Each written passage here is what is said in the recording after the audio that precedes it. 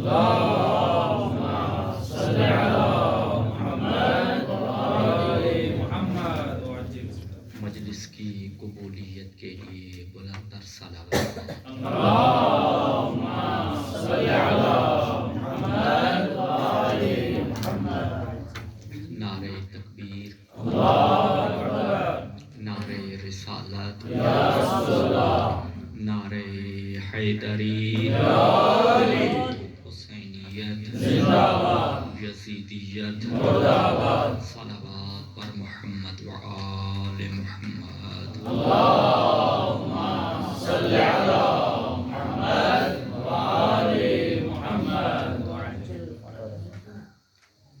ہمارے برادر عزیز کے والد مرحوم اس دنیا سے جا چکے ہیں اور ان کے ایصال ثواب کے لیے اس مجلس کا انتظام کیا گیا ہے، تو شیخ صاحب کے والد مرحوم کے ایصال ثواب کے لیے ایک مرتبہ سورہ فاتحہ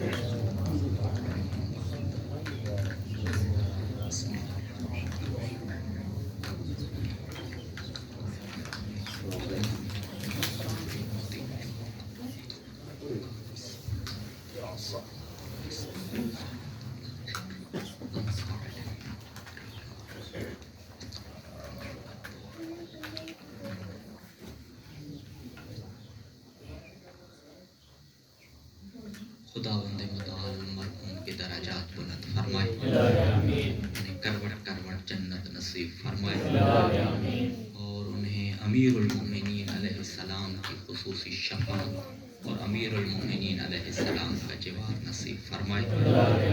تمام برادران کے جتنے عزیز و اقارب دنیا سے جا چکے ہیں، خداوند متعال بحق محمد وآل محمد ان کی مغفرت فرمائے، ان کے درجات بلند فرمائے، اور انہیں امیر المومنین علیہ السلام کی شفاعت سے منور فرمائے۔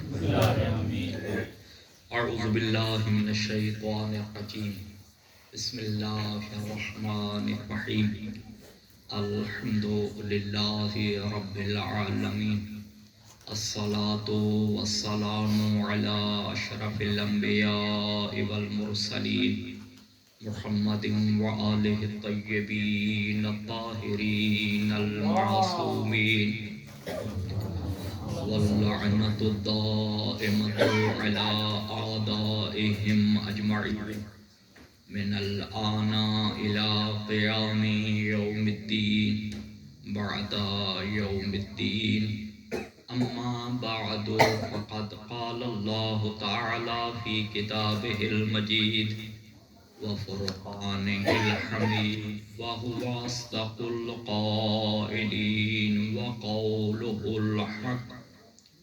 أعوذ بالله من الشيطان الرجيم، بسم اللہ الرحمن الرحیم، اللہ نور السماوات والارض۔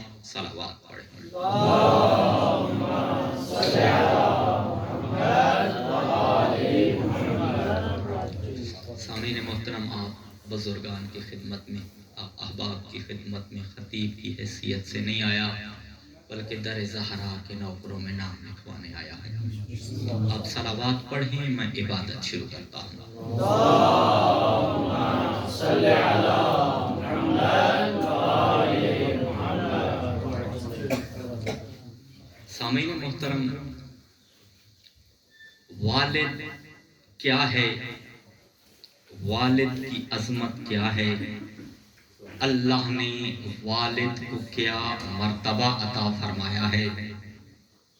اگر اس سلسلے میں روایات کو دیکھا جائے تو ہمیں والد کا ایسا مرتبہ نظر آتا ہے کہ انسانی عقل عالم تحیر میں چلی جاتی ہے۔ اور والد کی عظمت کو جس انداز سے بیان کیا گیا ہے وہ انداز انتہائی نرالا ہے۔ اللہ کے رسول نے والد کے متعلق ارشاد فرمایا کہ والد کیا ہے، توجہ ہے نا آپ کی؟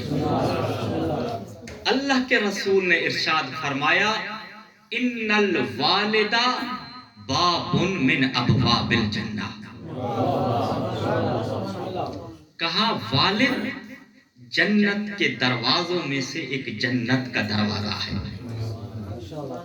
اور شاید میں اس بات کو اور بہتر انداز سے سمجھا سکوں اگر آپ ان دو روایات کو سماعت فرمائیں کہ اور کن کن کے متعلق یہ تعبیر آئی ہے۔ آؤ امیر المؤمنین کی بارگاہ میں جاتے ہیں۔ معصوم نے فرمایا ان علی باب من ابواب الجنہ،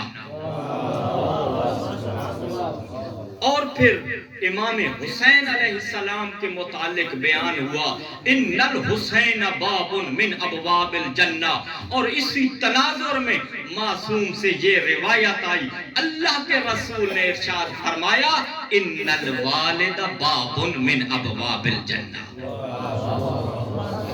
کہ والد جنت کے دروازوں میں سے ایک جنت کا دروازہ ہے۔ اے وہ قلوب کے جن کے دلوں میں محبت اہل بیت جگمگا رہی ہے، اللہ نے تمہاری جنت کا کیسے انتظام کیا۔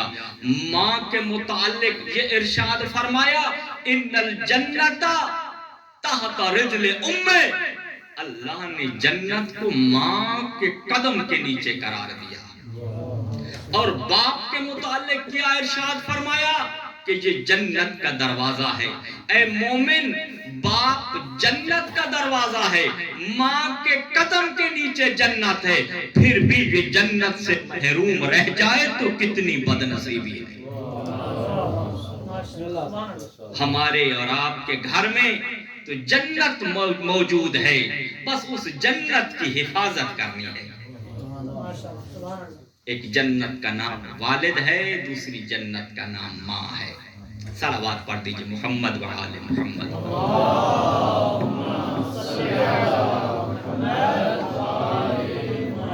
اور پھر اللہ کے رسول نے ایک اور جملہ ارشاد فرمایا، فرمایا اِنَّا رضا الرب فی رضا الوالد وَإِنَّ سخط الرب فی سخط الوالد۔ اگر اللہ کی رضا کے طلبگار ہو تو یاد رکھنا میں اللہ نے اپنی رضا والد کی رضا میں رکھ دی ہے۔ اور تمہیں یہ دیکھنا ہو کہ تمہارا اللہ تم پہ ناراض ہے یا راضی ہے تو بس ایک آسان سا ملاک ہے، پہلے یہ دیکھو تمہارا والد تجھ پہ راضی ہے یا نہیں۔ اگر والد راضی ہے سمجھ لینا اللہ راضی ہے، اگر والد ناراض ہے سمجھنا میرا اللہ بھی مجھ سے ناراض ہے۔ یہ ہے والد، مقام والد۔ اور پھر ایک شخص رسول اللہ کی بارگاہ میں حاضر ہوا تھا، کہا یا رسول اللہ میں نے منت مانی ہے کہ میں جنت کے دروازے کا بوسہ لوں اور میں حور جنت کے رخساروں کا بوسہ لوں، یا رسول اللہ بتائیں میں اس منت کو کیسے پورا کروں۔ کہا جاؤ تمہارے والدین زندہ ہوں گے، والدین کے قدموں کا بوسہ لے لو، ماں کے قدموں کا بوسہ لو، والد کی پیشانی کا بوسہ لو۔ کہا یا رسول اللہ میرے والدین اس دنیا سے چلے گئے ہیں۔ اللہ کے رسول نے فرمایا جاؤ اپنی ماں اور باپ کی قبر پہ چلے جاؤ، ان کا بوسہ لے لو، تمہاری منت پوری ہو جائے گی۔ کہا یا رسول اللہ قبروں کا بھی پتہ نہیں ہے۔ خداوند متعال حجت الاسلام علامہ نقن تابہ سراہو کے درجات بلند فرمائے، انہوں نے ان جملوں کو تحریر فرمایا ہے اور اس کتاب کا خطی نسخہ اطبع عباسیہ میں موجود ہے۔ اور روایت میں اگلے جملے یہ ہیں، کہا یا رسول اللہ میں بد نصیب ہوں، والدین کی قبروں کا بھی پتہ نہیں ہے۔ کہا پھر میرے سامنے بیٹھ جا، سرزمین مدینہ پہ 2 خط کھینچ، ایک خط کو باپ کی قبر سمجھ، ایک کو ماں کی قبر سمجھ، دونوں کو چوم لے، ایسے ہے تو نے جنت کے دروازے کا بوسہ لیا ہے، حور کا بوسہ لیا ہے۔ یہ ہے والد، یہ ہے عظمت والد۔ اور پھر اللہ کے رسول نے ارشاد فرمایا تھا، اِنَّا دعا الوالد للولد کالماء للزرع۔ کہا والد کی دعا اولاد کے لیے ایسے ہے جیسے فصل کے لیے پانی۔ ہم سب زمیندار گھرانوں سے ہیں اور جانتے ہیں کہ پانی فصل کے لیے کس قدر اہمیت رکھتا ہے۔ پانی کی تو اہمیت کیا، اگر پانی کا وقت لیٹ ہو جائے، فصل کو ضرورت تھی ہفتہ پہلے، میں نے ہفتہ تاخیر سے فصل کو پانی دیا، فصل کی پیداوار پہ اثر پڑتا ہے۔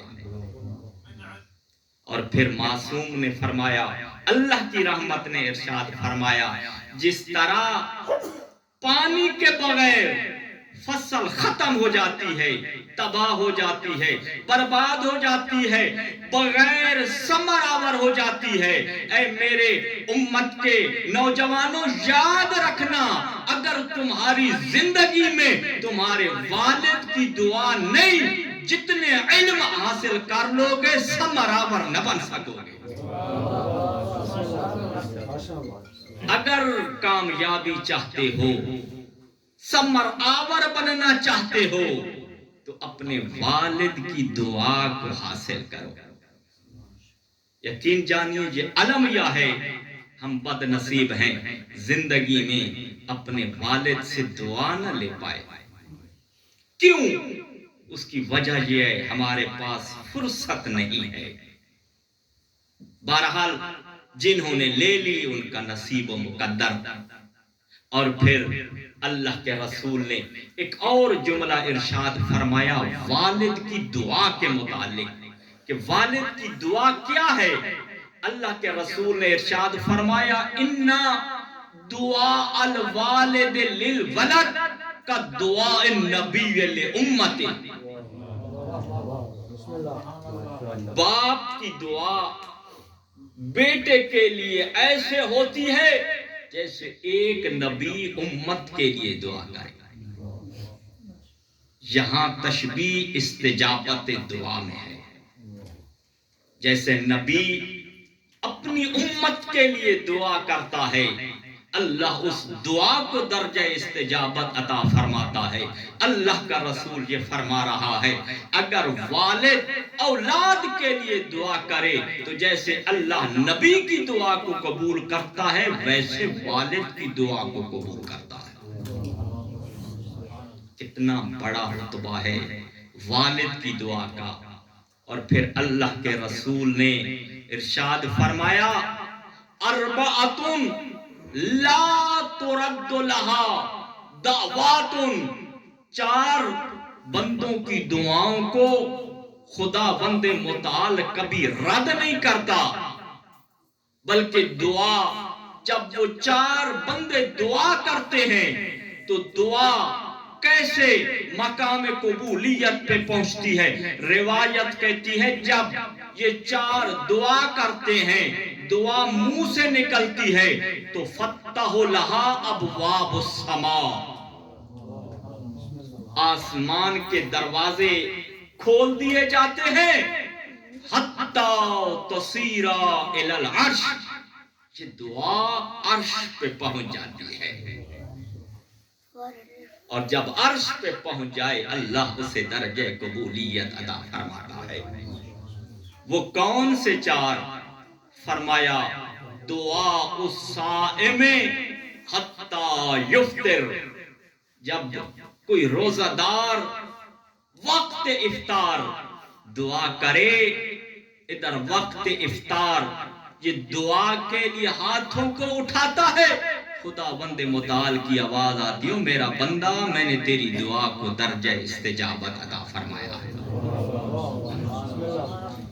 دوسرا المعتمر حتی یرجع، اور جن کو اللہ نے عمرہ کی سعادت نصیب فرمائی، وہ جب تک واپس نہیں آتا اللہ کے گھر میں وہ دعا کرتا ہے، خدا بند متعال کی آواز آتی ہے تو میرا مہمان ہے، میرے گھر کے پاس ہے، تو دعا مانگتا جا میں اللہ قبول کرتا جائے گا۔ اور تیسرا یہ تھوڑی سی مشکل بات ہے، دعا المظلوم علی من ظلمہ، مظلوم کی بد دعا سے بچنا چاہیے، اس لیے کہ مظلوم پر جو ظلم کرتا ہے جب وہ اس ظالم کے حق میں بد دعا کرتا ہے تو روایات بتاتی ہیں یہ دعا بھی سیدھا عرش پہ جاتی ہے۔ اور یہ آپ کا اور میرا مشاہدہ ہے، کسی پہ ظلم ہو اور جب اس کے دل سے آہ نکلتی ہے تو اس کی بد دعا کتنی جلدی قبول ہوتی ہے۔ اور چوتھا دعا الوالد للولد، جب باپ بیٹے کے لیے دعا کرتا ہے، اپنی اولاد کے لیے دعا کرتا ہے، اللہ اس دعا کو درجہ قبولیت عطا فرماتا ہے، بلکہ دعا منہ سے نکلتی ہے آسمانوں کے دروازے کھل جاتے ہیں، دعا عرش پہ پہنچتی ہے۔ ہاں بعض روایات میں ایک قید کا اضافہ ہوا ہے، بڑی لطیف قید ہے اور سمجھ میں بھی آتی ہے۔ معصوم نے فرمایا دعا الوالد للولد اذا برہ، جب بیٹا باپ سے کوئی نیکی کرتا ہے باپ کا دل خوش ہوتا ہے، اس وقت بیٹا باپ کی بارگاہ میں درخواست کرتا ہے بابا میرے لیے دعا کریں، اس وقت جو باپ کے لب سے دعا نکلتی ہے خدا بند متعال فرماتا ہے میں اسے درجہ قبولیت عطا فرماتا ہوں۔ جب بھی اپنے والد سے کوئی نیکی کرے، اور اگر جن کے والدین زندہ ہیں خدا انہیں طول عمر عطا فرمائے، اگر کسی کا والد اس دنیا سے چلا گیا ہے تو وہ بھی اپنے والد کو خوش کر سکتا ہے۔ کیسے؟ کچھ بھی نہیں ہو سکتا، اپنے والد کی نیابت میں بی بی زہرا کی تسبیح پڑھ دے۔ کیوں؟ اس لیے کہ صادق آل محمد نے ارشاد فرمایا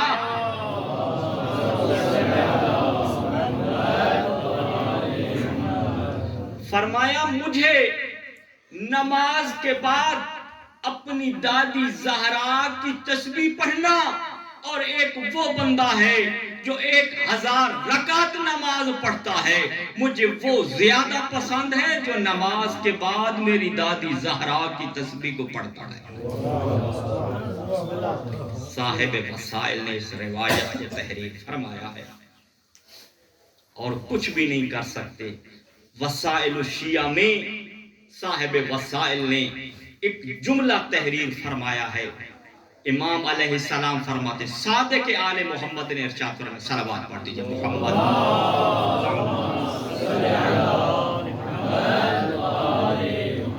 فرمایا جو ان جملوں کو پڑھے بسم اللہ الرحمن الرحیم اشہد ان لا الہ الا اللہ وحدہ لا شریک لہ الہا واحدا احدا صمدا لم یتخذ صاحبتا ولا ولدا۔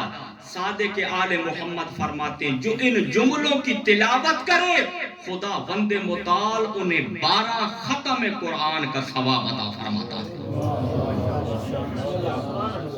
بہار میں موجود ہے، وسائل الشیعہ میں موجود ہے، جتنے قدیمی آپ منابع میں چلے جائیں یہ روایت موجود ہے، جو ان جملات کی تلاوت فرمائے صادق آل محمد فرماتے ہیں انہیں 12 ختم قرآن کا ثواب ملے گا۔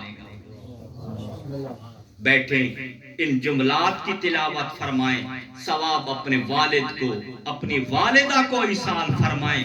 اب والدہ کی روح والد کی روح خوش ہو جائے گی، جب خوش ہو جائے تو پھر اس وقت دعا مانگنا، میرا اللہ اب میرے والد کی روح خوش ہے، میں دعا مانگ رہا ہوں، میری دعا کو درجہ استجابت عطا فرما۔ یہ مقام والد ہے۔ اور یقین جانیے جب کوئی مومن اس دنیا سے چلا جاتا ہے، آپ چھوٹی سی چھوٹی نیکی کرتے ہیں تو بھی ان کی روح کے خوش ہونے کا موجب ہے۔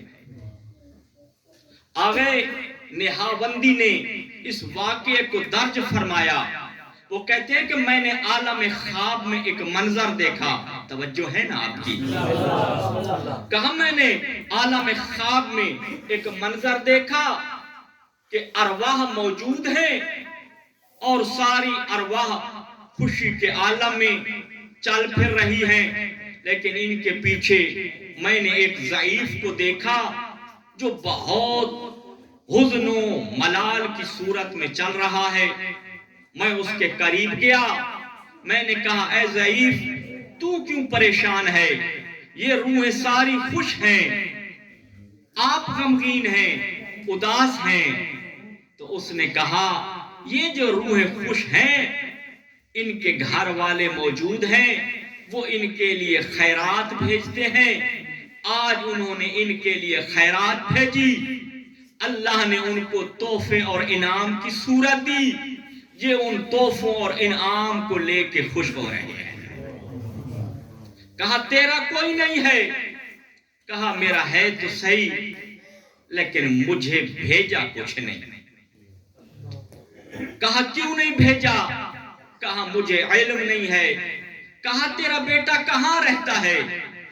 کہا فلاں محلے میں چلا جا، وہاں نہر آئے گی، نہر کے کنارے وہ کپڑے دھونے کا کام کرتا ہے، اس کے پاس جا اور تو اسے تلقین کر کہ وہ میرے ایصال ثواب کے لیے کچھ بھیجا کرے۔ یہ خواب سے بیدار ہوا، اس ضعیف کے محلے میں آیا، اس نہر کے کنارے گیا۔ جب اس نہر کے کنارے پہنچا تو دیکھا ایک نوجوان ہے، نہر کے کنارے کپڑے دھو رہا ہے، زبان پہ دو لفظ جاری ہیں، زیک زیک زیک۔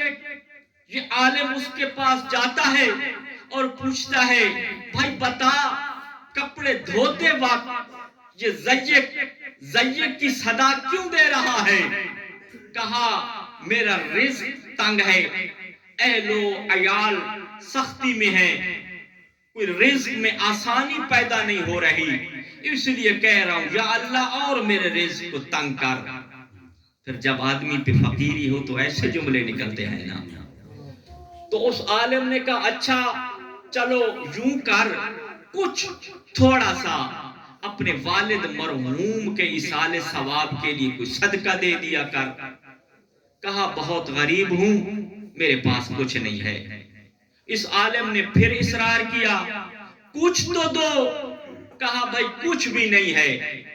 جب تیسری مرتبہ اس عالم نے کہا نا، اب اس نوجوان کے چہرے پہ آثار غضب ظاہر ہوئے، کپڑوں کو رکھا، ایک چلو پانی ہاتھوں پہ لیا اور نہر کے کنارے پھینکا، پھر پانی اٹھایا، پھر نہر کے کنارے پھینکا، 3 چلو پانی بھر کے نہر کے کنارے پہ پھینکا اور کہا میں اپنے والد کو اس پانی کا ثواب ہدیہ کرتا ہوں۔ اب یہ کپڑے دھونے لگ گیا، عالم چلا گیا۔ جب اگلی رات آئی تو عالم پھر خواب میں دیکھتا ہے وہ ضعیف ہے، خوش ہے، اور اس عالم کا شکریہ ادا کرتا ہے۔ کہا کیوں شکریہ ادا کرنے آئے ہو؟ کہا آپ نے میرے بیٹے کو کہا کوئی میرے لیے اعمال خیر کر، اور اس کا نتیجہ ہے میری حالت بہتر ہو گئی ہے، میری منزلت تبدیل ہو گئی ہے، میرے بیٹے نے میرے لیے خیرات کی ہے، اس سے عالم برزخ میں میری حالت ٹھیک ہو گئی ہے، اور اس کا سبب چونکہ تو تھا، اس وجہ سے تیرا شکریہ ادا کرنے آیا ہے۔ اس نے کہا تیرے بیٹے نے تو کوئی ایسا کام نہیں کیا تھا، اس نے تو پانی کے 3 چلو پھینکے تھے، اس سے تیری منزلت اور حالت کیسے بدلی؟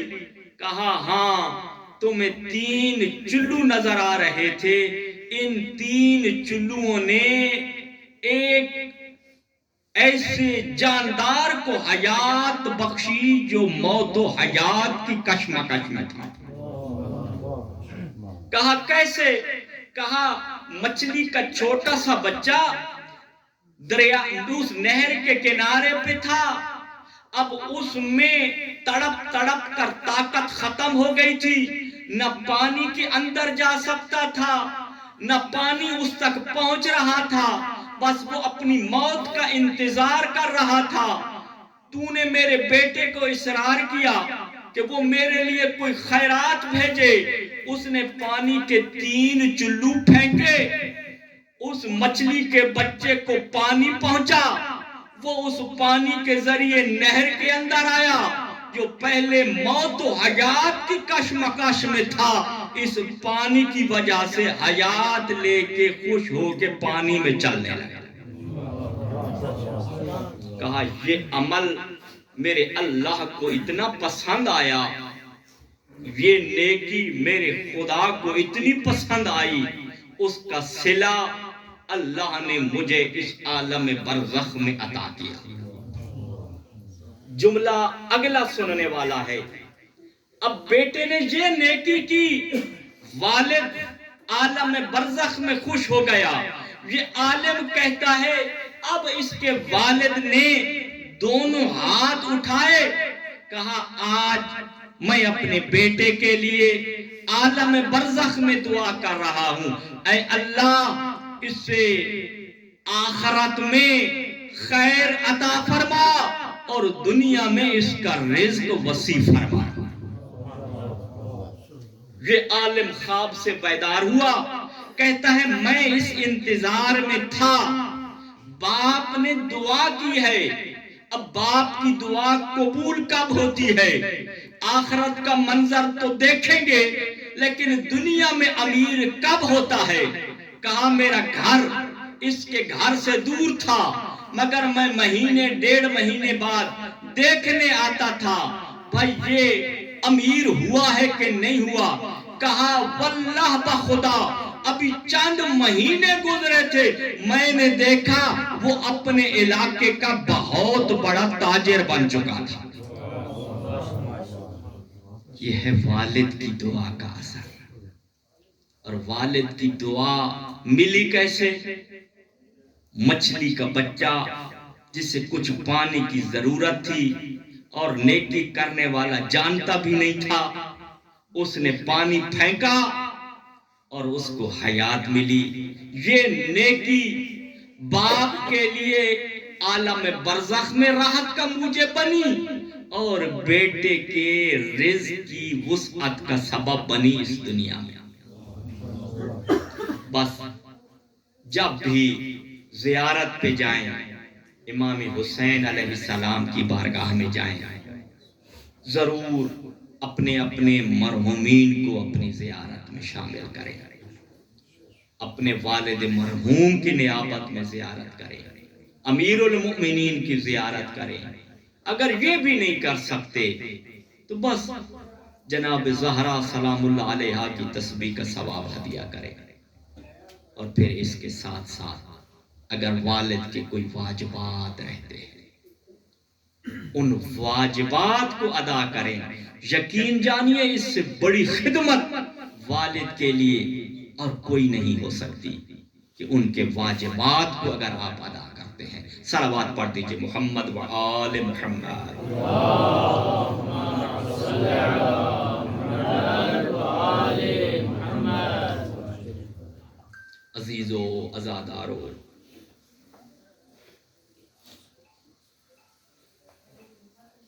آپ جانتے ہیں نا، والد تو ایک چھت ہوتی ہے جس چھت کے نیچے، جس کے سائے کے نیچے اولاد زندگی پاتی ہے، اور جب والد جدا ہو جائے اور بیٹا عالم سفر میں ہو تو یہ کتنا بڑا صدمہ ہوتا ہے، وہی جانتا ہے جس کے ساتھ یہ واقعہ پیش آئے۔ مگر میں کہوں گا قبلہ شیخ صاحب، آپ کے والد کا اس دنیا سے انتقال ہوا تو لاب آپ کے گھر آئے ہوں گے، آپ کو سینے سے لگایا ہوگا، آپ کو تسلی دی ہوگی، آپ کو حوصلہ دیا ہوگا، آپ کے دل کو اطمینان ہوا ہوگا اور امید ہوگی آپ کو، بلکہ یقین ہوگا۔ میرے اہل علاقہ، میرے بقیہ رشتہ دار میرے والد کو بڑے احترام کے ساتھ غسل بھی دیں گے، کفن بھی دیں گے، عزت و احترام کے ساتھ دفن بھی کریں گے۔ اب ایک مرتبہ کربلا کی طرف رخ کر کے کہہ دیں، مولا سجاد آپ کی اپنی قسمت۔ عزادارو، جب امام حسین علیہ السلام کی شہادت ہوئی نا عزادارو، تو کیا ہوا؟ ایک اعلان ہوا، میں ینتدب للحسین۔ وہ کون حسین کے لاشے کو پامال کرے گا؟ بس عزادارو، اس وقت کچھ ملاعین ابن سعد کے پاس آئے اور ایک جملہ کہا عمر سعد، ہم نے آج ساری حسرتیں پوری کر دی ہیں، مگر آج ہم نے حسین سے ایک بدلہ لینا ہے۔ کہا کون سا بدلہ لینا ہے؟ کہا جنگ صفین تھی، ہمارے آبا و اجداد تھے، حسین کا بابا علی تھا، حسین کے بابا علی کی تلوار سے ہمارے آبا اور اجداد قتل ہو گئے تھے۔ آج حسین کا کوئی نہیں رہا، آج ہم نے حسین سے صفین کا بدلہ لینا ہے۔ بس عزادارو، یہ صفین کا بدلہ لینے کے لیے اپنے اپنے گھوڑوں کو تازہ نال بندی کرنے لگ گئے۔ عزادارو، کچھ گھوڑے مشرق کی جانب کھڑے ہو گئے، کچھ گھوڑے مغرب کی جانب کھڑے ہو گئے، کچھ شمال اور کچھ جنوب۔ بڑی گہری جگہ تھی جہاں حسین کا لاشا پڑا ہوا تھا۔ بس عزادارو، اب دائیں کے گھوڑے بائیں جانب دوڑنے لگے، بائیں کے گھوڑے دائیں جانب دوڑنے لگے۔ بس عزادارو، اب کیا ہوا؟ اب مولا حسین علیہ السلام کے بدن پر گھوڑے دوڑ رہے تھے۔ عزادارو، امام حسین کی بیٹی جناب سکینہ نے یہ منظر دیکھا نا کہ میرے بابا پہ ظلم ہو رہا ہے۔ علامہ محمد بن محمد مقدس زنجانی فرماتے ہیں، بیٹی نے قرآن سر پہ لیا، وہاں پہ آئی جہاں ملعون گھوڑے دوڑا رہے تھے۔ ایک مرتبہ کہا، اے ملعونوں، وہ میرے بابا کو تو ذبح کر دیا، وہ میرے بابا کا سینہ تو خالی چھوڑ دو، وہ میں بابا کے سینے پہ تو سو سکوں۔ بس عزادارو، ایک مرتبہ علی کی بیٹی باہر آئی، آواز دی، یا جدہ صلی علیکہ ملیک السماء، نانا تیرا جنازہ تو آسمان کے ملائکہ نے پڑھا تھا، نانا ذرا منظر تو دیکھ تیرے حسین کی کیا کیفیت ہے۔ بس عزادارو، اب ایک جملہ بڑا پر درد ہے، مجھے معاف کر دینا عزادارو، وہ جملہ کیا ہے؟ جنہوں نے مولا حسین کے بدن کو پامال کیا تھا نا، جب بدن کو پامال کر لیا نا، ابن سعد کے پاس آئے، کہا ابن سعد ہمارے لیے زیادہ انعام کا اہتمام کرنا۔ کہا کیوں، کیا وجہ ہے؟ کہا ہم نے حسین کے بدن کو ایسے پامال کیا ہے، اب ماں زہرا بھی آ جائے حسین کو پہچان نہ سکے گی۔ اگر ثبوت دیکھنے ہیں، ہمارے گھوڑوں کے سنبوں کو دیکھ لے۔